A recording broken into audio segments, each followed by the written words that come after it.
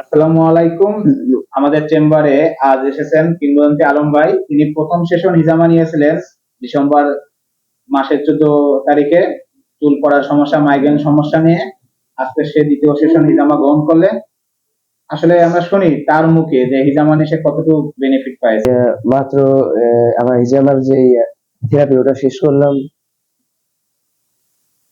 দেখতে পাচ্ছেন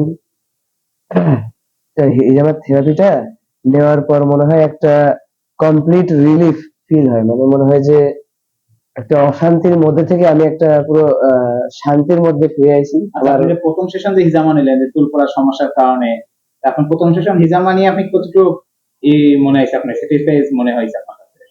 এটা বিষয়টা আসলে স্যাটিসফাইং, যেহেতু আমার বিভিন্ন চুলের মাঝখানে মাঝখানে আমার এই দুই চুলের কোনা বা পিছনে এই মানে মোড়ার এখানে যেহেতু চুল কম কম ছিল অথবা কিছু জায়গায় ছিলই না, সেই জায়গাগুলোতে আমার চুল ভরাট হয়েছে। ওই জায়গাগুলো চুল ঘন হয়েছে আমার। এই যে আমরা এই যে চুল, এই যে চুল ওঠা শুরু হয়েছে না আবার মনে হচ্ছে? হ্যাঁ জি, চুল বড় হয়েছিল, এবার আমি চুল ছোট করে আমি পরিবর্তন লক্ষ্য করতে পারি।